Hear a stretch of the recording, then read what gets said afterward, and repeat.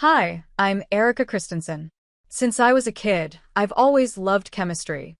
I used to mix stuff in the kitchen trying to make my own little experiments. It drove my mom crazy, but I was hooked. After high school, I went to university to study chemical engineering. I got a job at a pharmaceutical company, where I worked on creating new medicines. I loved it. It felt good knowing I was helping to save lives. 3 years ago, I met Isaac at a party our mutual friend hosted. He was tall, had sandy blonde hair, and a smile that lit up the room. We hit it off right away.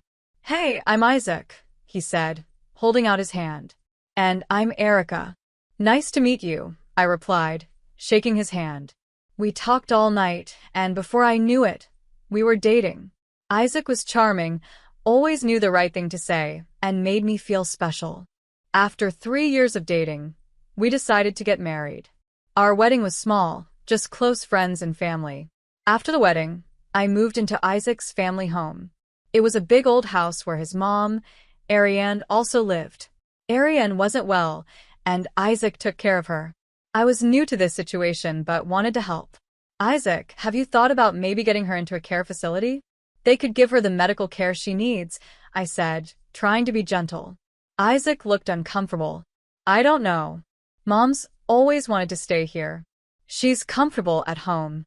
"Yeah, but she needs more than we can give her. Just think about it, okay?" I said, hoping he'd understand.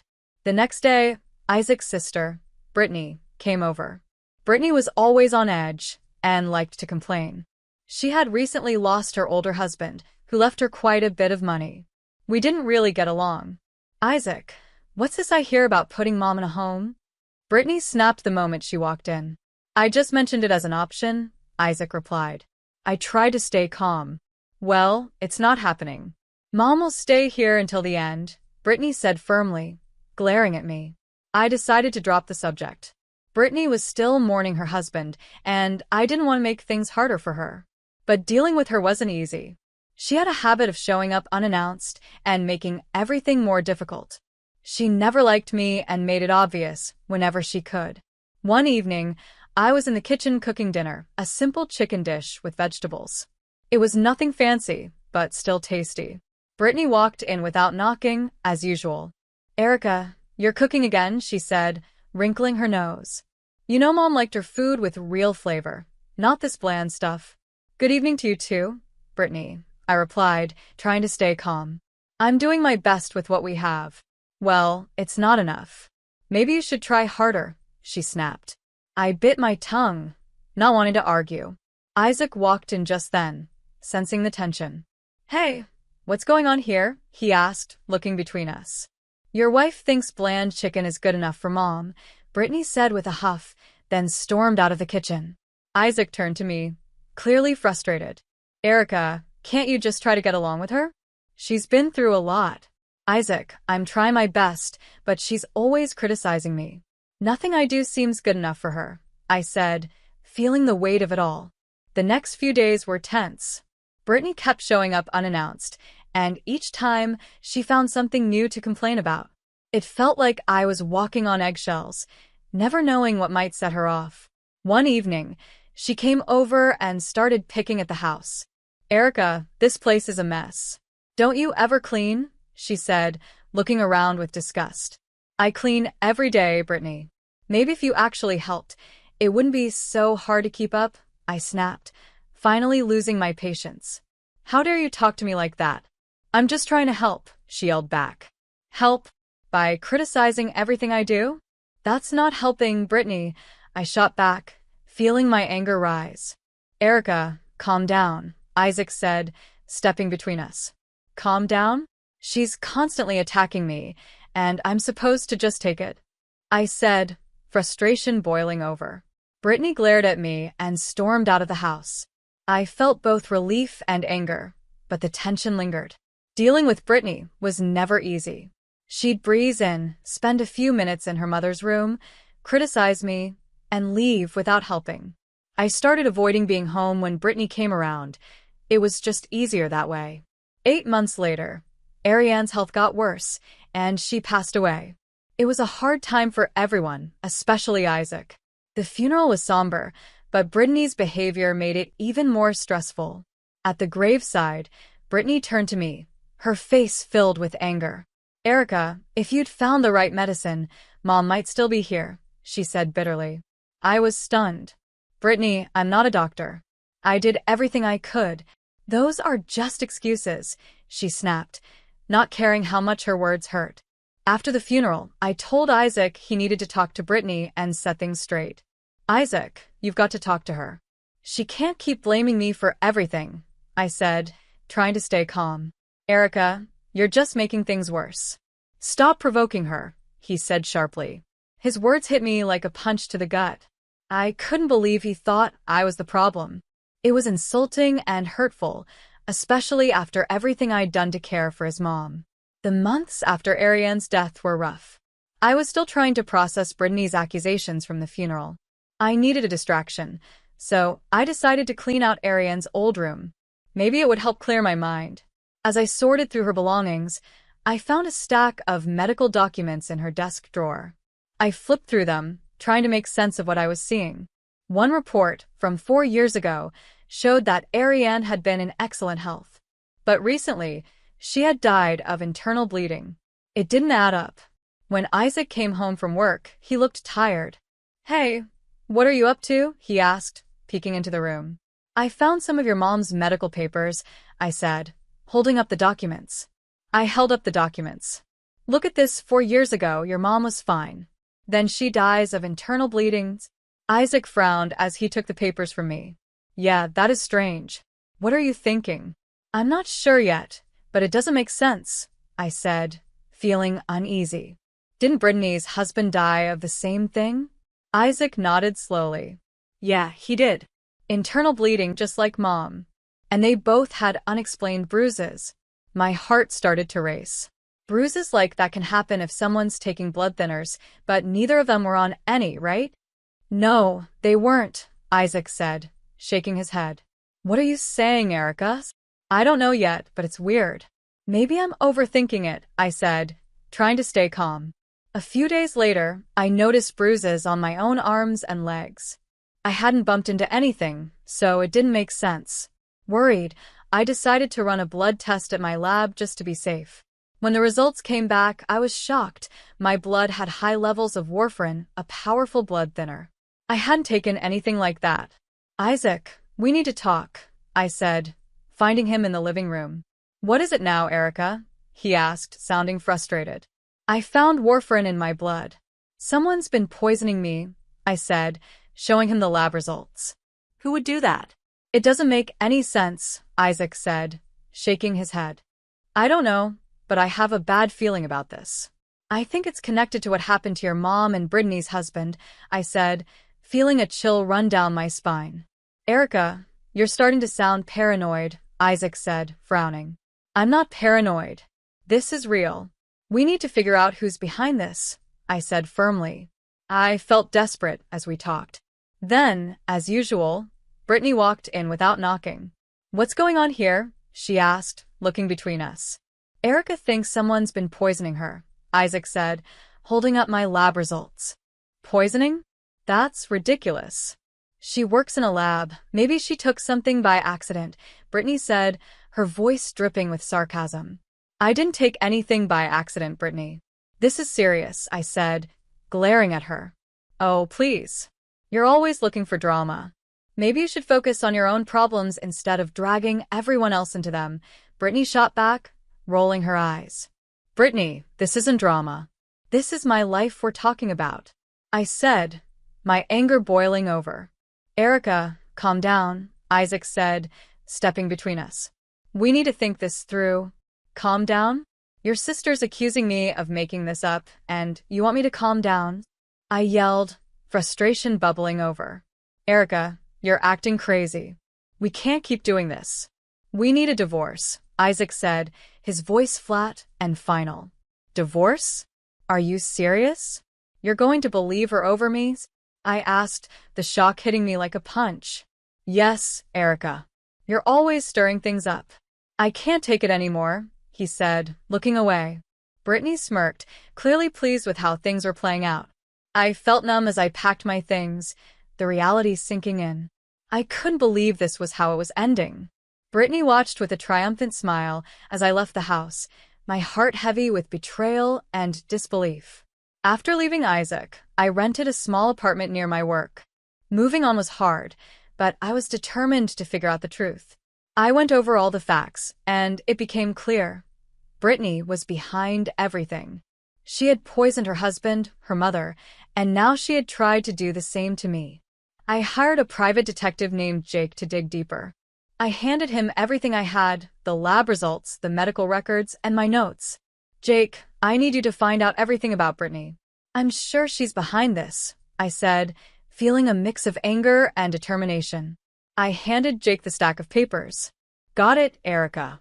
I'll start right away." "Give me 3 weeks," he said, nodding firmly. 3 weeks later, Jake called. "Erica, we need to meet. I've got some information." We met at a quiet cafe. Jake had a serious look on his face and a thick folder in his hand. "All right, what did you find?" I asked, my stomach in knots.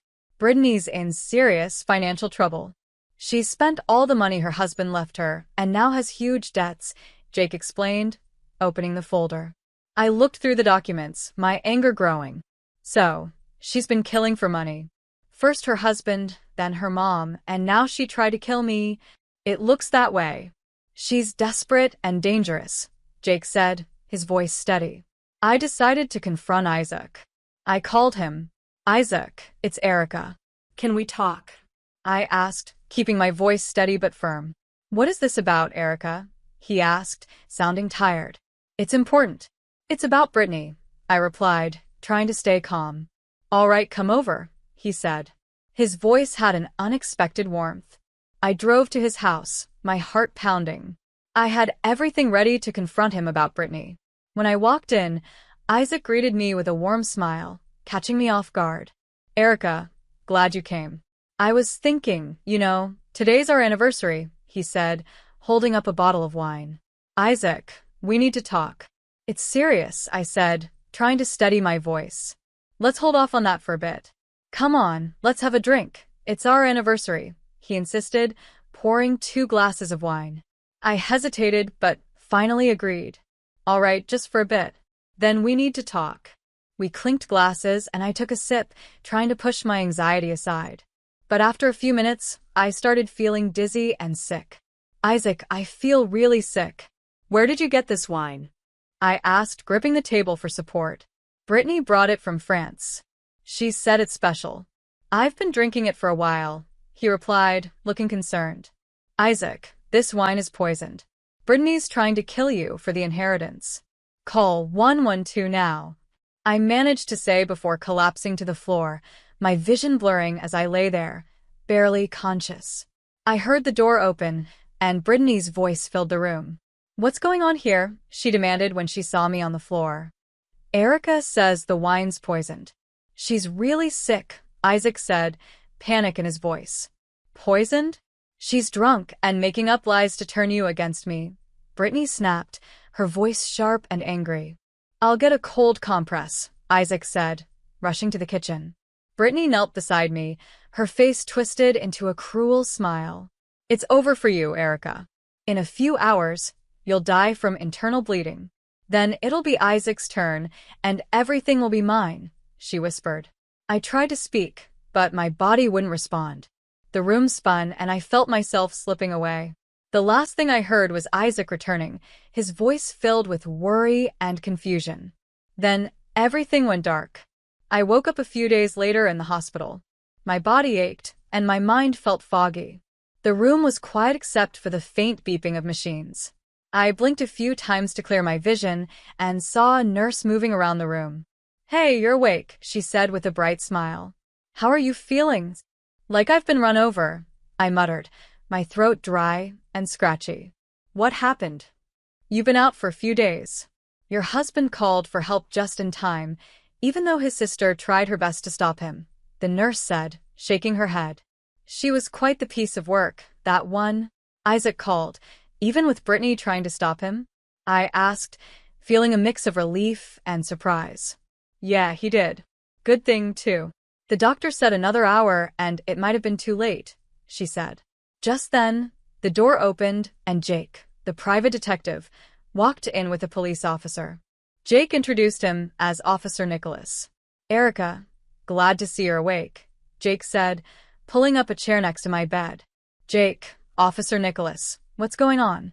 What happened with Brittany?" I asked, my voice still weak. "Erica, you did it. You helped us catch a dangerous criminal," Jake said, his voice steady but kind.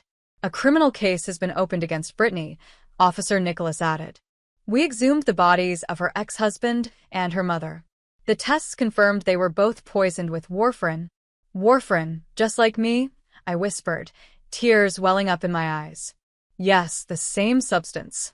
It caused internal bleeding, leading to their deaths," Nicholas explained, his tone serious. I couldn't hold back my tears anymore. They streamed down my face as the weight of it all hit me, relief, sadness, and disbelief all at once. I lay there crying with relief, listening to everything Jake and Officer Nicholas were telling me. The nightmare was finally over. "Erica, you were incredibly brave to come forward with all this. You saved lives by exposing Brittany," Jake said, placing a comforting hand on my shoulder as the nurse continued her checks. Jake and Officer Nicholas discussed the next steps in Brittany's case. I listened, feeling a sense of closure, but also a deep sadness about Isaac. "Erica, if you need anything, don't hesitate to call," Officer Nicholas said as they prepared to leave. "Thank you, officer. I appreciate everything you've done," I said, truly grateful for their support. After they left, I leaned back on the pillows, staring at the ceiling. The relief of knowing Brittany was caught was overwhelming, but I felt empty thinking about Isaac. It would take time to heal, both physically and emotionally, but with Brittany out of the picture, I finally had a chance to rebuild my life, one step at a time. The day of the trial was nerve-wracking. I sat in the courtroom, my heart pounding. I knew I'd have to face Brittany and share everything she had done. Isaac was there too, but his face showed doubt and confusion. He still couldn't believe his sister was guilty, even though the evidence proved she tried to poison him as well. As we waited for the trial to begin, Isaac turned to me, his voice low and tense. "Erica, I can't believe Brittany would do something like this. It feels like you're just out for revenge." His words cut deep. I couldn't understand how he could still defend her, even with all the proof against her. When the trial began, the prosecutor laid out the case, explaining Brittany's actions and presenting the evidence we had gathered. I was called to the stand as a witness. My hands trembled as I took my seat. "Erica, can you tell us about your suspicions and the evidence you found?" the prosecutor asked, his voice calm and steady. I took a deep breath and began. I started noticing strange symptoms after moving in with Isaac. His mother's health declined rapidly, and she had unexplained bruises. "I found similar symptoms in myself later on," I said. "What did you find in your investigation?" the prosecutor asked. "I hired a private detective who discovered that Brittany was in serious financial trouble. We found evidence that she poisoned her husband and was likely trying to do the same to me and Isaac for money," I explained, my voice shaking. "Did Brittany ever say anything to you that indicated her guilt?" the prosecutor asked. "Yes. Just before I passed out, she told me it was over for me and that after I died, Isaac would be next. She wanted everything we had," I said, my voice breaking with emotion. The defense lawyer stood up to cross-examine me. "Erica, isn't it true that you and Brittany never got along? Couldn't this be a personal grudge?" "No, this isn't personal. This is about stopping a killer," I said firmly, refusing to back down. As the trial went on, more witnesses testified, and the evidence against Brittany kept piling up. The private detective presented his findings, and the medical examiner confirmed warfarin in the exhumed bodies. The tension in the courtroom was intense. When Brittany was called to the stand, she denied everything at first. But as the evidence mounted, she finally broke down and confessed. At the next hearing, Brittany looked at Isaac with a cruel, mocking smile. "Yes, I did it. I poisoned my husband, our mother, and I tried to poison you and Erica. I wanted it all, the money, the property. And look at you now, crying like a baby." Isaac's face crumpled, tears streaming down his cheeks. "Brittany, how could you?" he asked, his voice trembling. She laughed, a cold, heartless sound that sent chills down my spine. "You were always so gullible, Isaac. You never saw what was right in front of you." The judge's gavel banged loudly, calling for order in the courtroom.